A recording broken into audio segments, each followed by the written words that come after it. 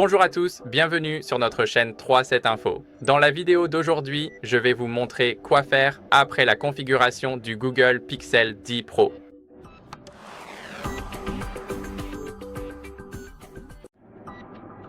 Alors, tout d'abord, ce que vous devez faire, c'est balayer vers le haut pour revenir à l'accueil après la première configuration. Maintenant, la première chose à faire après avoir configuré notre téléphone est d'aller se connecter au réseau Wi-Fi. Alors, cliquons sur les paramètres juste ici et comme vous pouvez le voir, nous serons déjà dans la section Réseau et Internet. Nous pouvons donc aussi accéder aux paramètres de cette façon. Cliquez sur Paramètres, puis ici, cliquez sur Réseau et Internet. Maintenant, cliquez sur Internet et choisissez votre réseau ici. Voici donc mon réseau. Maintenant, il ne nous reste plus qu'à entrer notre mot de passe. Je vous retrouve dans un instant. Maintenant, après avoir saisi le mot de passe, il suffit de cliquer sur « Se connecter ». Et maintenant, il va d'abord analyser le réseau. Ensuite, il nous donnera l'adresse IP. Et puis, nous serons connectés. Nous avons donc maintenant le réseau Wi-Fi. Et ce que nous devons faire en premier, c'est aller sur la page principale des paramètres. Maintenant, faites défiler un peu vers le bas jusqu'à ce que vous voyez « Système ». Cliquez sur « Mise à jour logiciel ». Et ici, assurons-nous que notre appareil est à jour. Cliquez sur « Mise à jour du système » et cliquez sur « Vérifier les mises à jour » juste ici. Comme vous pouvez le voir, mon système est à jour. Alors assurez-vous que le vôtre l'est aussi. Et maintenant, après cela, ce que vous devez faire, c'est aller ajouter un compte Google. Mais nous allons le faire d'une autre manière. Donc, nous ne voulons pas perdre notre temps ici. D'abord, nous devons configurer le compte Google. Ensuite, aller sur le Play Store. Alors, pourquoi ne pas faire les deux en même temps? Ouvrons le Play Store et configurons le compte Google directement ici. Maintenant, il va se mettre à jour pendant un moment. Et après cela, nous pourrons simplement nous connecter. Ensuite, comme vous pouvez le voir, il plantera la première fois. Maintenant, cliquez sur « Se connecter » et c'est normal que ça plante. C'est juste après l'installation. Donc, si ça plante 2, 3 ou 4 fois, ne vous inquiétez pas. Répétez simplement ces étapes. Et je sais que ça peut être agaçant, mais c'est comme ça. Alors, commençons par entrer notre adresse email. Comme vous pouvez le voir ici, entrons notre adresse mail et après l'avoir saisie, il faudra entrer notre mot de passe. Je vais donc faire ça rapidement hors caméra.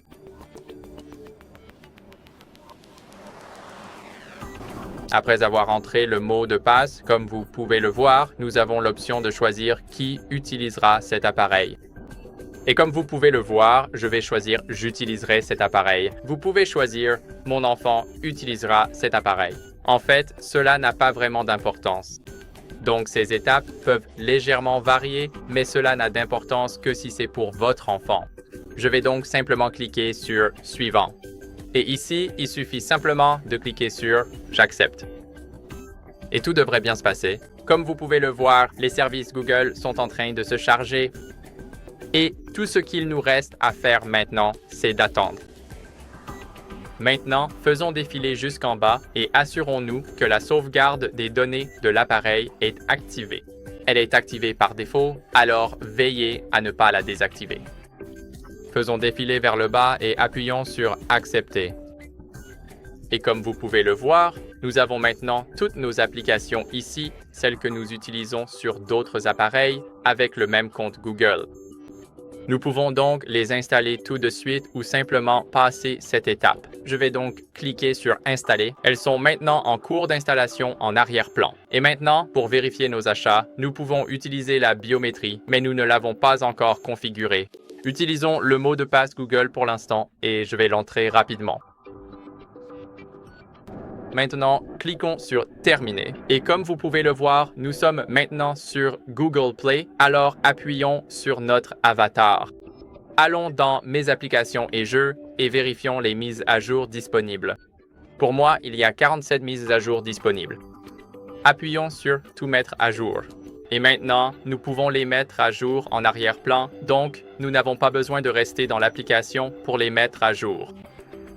Et maintenant, pendant qu'il est en cours de mise à jour, comme vous pouvez le voir, les applications viennent d'arriver. Ils sont en cours de téléchargement et celui-ci est en attente. Passons maintenant aux paramètres. Alors, ouvrez les paramètres. Et maintenant, quittons le système et allez à la sécurité et à la confidentialité. Alors, quand nous sommes ici, passons au déverrouillage de l'appareil et définissons un verrouillage de l'écran. Ici, vous pouvez choisir le balayage qui est la valeur par défaut. Ce n'est pas sécurisé, vous pouvez choisir le schéma, le code PIN ou le mot de passe. Je vais choisir le code PIN ici. Vous devez entrer au moins 4 chiffres, mais plus il y en a, mieux c'est. Comme vous pouvez le voir, on peut en entrer beaucoup plus, mais assurez-vous de vous en souvenir. Je vais entrer 1234. Donc, ne copiez pas mon mot de passe, c'est le mot de passe le plus facile, oui. Et maintenant, il va nous demander que voulez-vous afficher sur votre écran de verrouillage. Vous pouvez afficher tout le contenu des notifications. Par exemple, disons que vous recevez une notification WhatsApp de quelqu'un, cela affichera son nom ou son numéro ainsi que le contenu de la notification. Donc ici, le message, vous pouvez finalement choisir d'afficher le contenu sensible uniquement lorsque l'appareil est déverrouillé. Donc, lorsque votre téléphone est verrouillé, vous verrez seulement que vous avez reçu une notification de WhatsApp, mais vous ne saurez pas qui l'a envoyé ni quel est le message. Et ici, vous pouvez désactiver les notifications et elles ne s'afficheront pas sur l'écran de verrouillage, uniquement si ce n'est pas votre téléphone. Donc ici, vous pouvez faire ce choix. Je recommande d'utiliser la deuxième ou la troisième option. Et maintenant, après avoir cliqué sur Terminer, vous pouvez passer à la configuration de l'empreinte digitale. Ici, nous devons donc ressaisir notre code PIN et comme vous pouvez le voir, il faut faire glisser vers le bas et cliquer sur « J'accepte ». Et ici, vous avez un tutoriel. En gros, il suffit d'appuyer puis de relâcher. Alors, cliquons sur « Enregistrer ». Et comme vous pouvez le voir, on peut soulever et toucher à nouveau. C'est aussi simple que ça.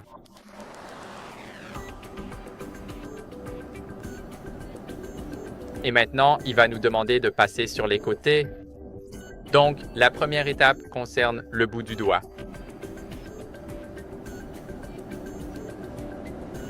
Et maintenant, après cela, il va nous demander de changer de position. Et en bas, il nous demandera de toucher le bord gauche, puis le bord droit. Maintenant que l'empreinte digitale a été ajoutée, nous pouvons cliquer sur « Terminer » et passer à la suite. Pour l'instant. Voyons si cela fonctionne. Donc, allons ici, utilisons notre empreinte digitale et oui, ça marche. Passons maintenant à la reconnaissance faciale et ajoutons Face ID, donc saisissez le code PIN.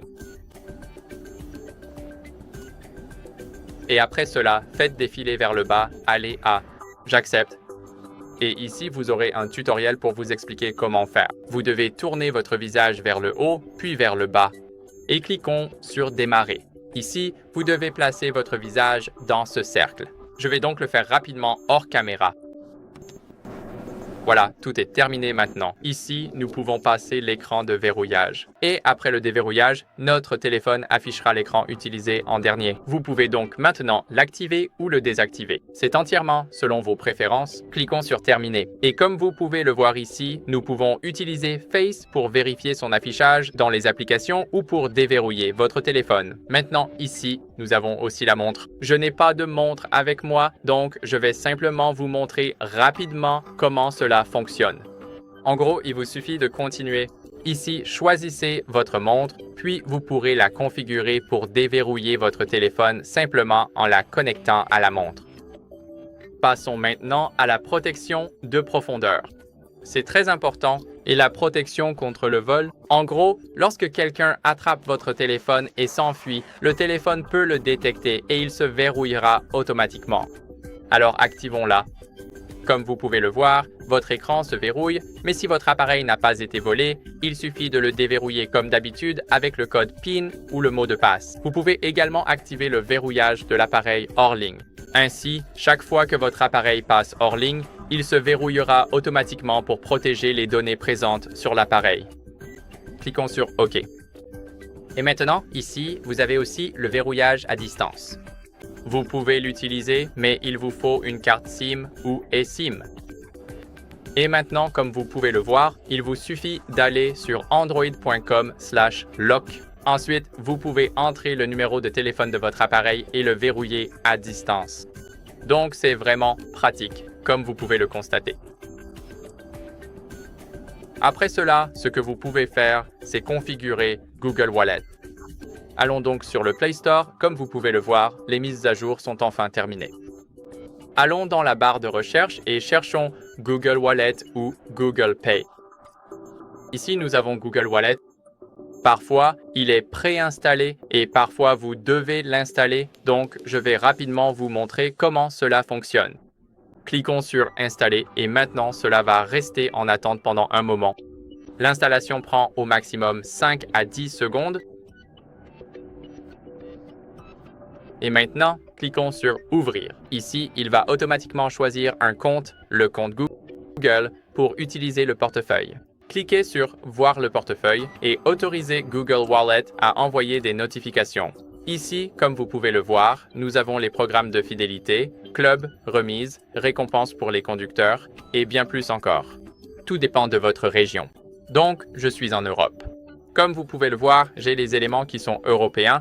Donc, ne vous inquiétez pas si, par exemple, vous n'avez pas BP ou Big Store. Cela dépend de la région. Alors, ne vous en faites pas. Cliquons sur « Ajouter au portefeuille ». Ici, vous pouvez également ajouter votre carte de transport, votre carte de connexion, une carte cadeau ou simplement des photos. Vous pouvez donc créer un pass numérique à partir d'une photo d'un code barre ou d'un code QR. Mais nous allons choisir la carte de paiement. N'oubliez pas, vous devez avoir la carte physiquement avec vous. Je n'ai pas ma carte Mastercard avec moi en ce moment, donc je ne peux pas l'ajouter. Comme vous pouvez le voir, il suffit d'aller sur « Nouvelle carte de crédit ou de débit », puis de saisir son numéro, la date d'expiration et le code de sécurité à 3 chiffres. Après cela, vous pourrez enregistrer et continuer et votre carte sera prête à être utilisée. Donc, c'est très bien. Maintenant, après cela, ce que vous pouvez faire, c'est optimiser votre batterie. C'est la dernière chose à faire après la configuration. Alors, allons dans les paramètres. Et ici, dans ces paramètres, revenons en arrière et cliquons sur « Batterie ». Donc ici, comme vous pouvez le voir, il faut aller dans l'économiseur de batterie et c'est par là que nous allons commencer. Ici, nous avons l'économiseur de batterie extrême ou le mode standard. Je recommande d'utiliser l'économiseur de batterie extrême, c'est bien mieux. Et ici, vous pouvez utiliser uniquement les applications essentielles. Mais si vous avez vraiment besoin d'une application qui n'est pas listée ici, vous pouvez simplement faire défiler vers le bas et l'ajouter. Donc par exemple, si vous avez besoin de MyPixel ou de Passwords, vous pouvez l'ajouter comme ça. Et après avoir utilisé l'économiseur de batterie extrême, nous pourrons utiliser ces applications. Donc toute application qui a une couleur peut être utilisée. Ainsi, nous pouvons utiliser l'application MyPixel et c'est essentiellement comme ça que ça fonctionne. Maintenant, nous pouvons aussi utiliser le mode standard. Vous pourrez utiliser chaque application. Cela va simplement limiter la productivité en arrière-plan. Et maintenant, passons à la santé de la batterie. Et comme vous pouvez le voir, j'ai une capacité de batterie de 100%. C'est un nouveau téléphone. Et ici, allons dans l'optimisation de la charge. Assurez-vous de l'activer. Et vous pouvez choisir entre la charge adaptative ou la limiter à 80%.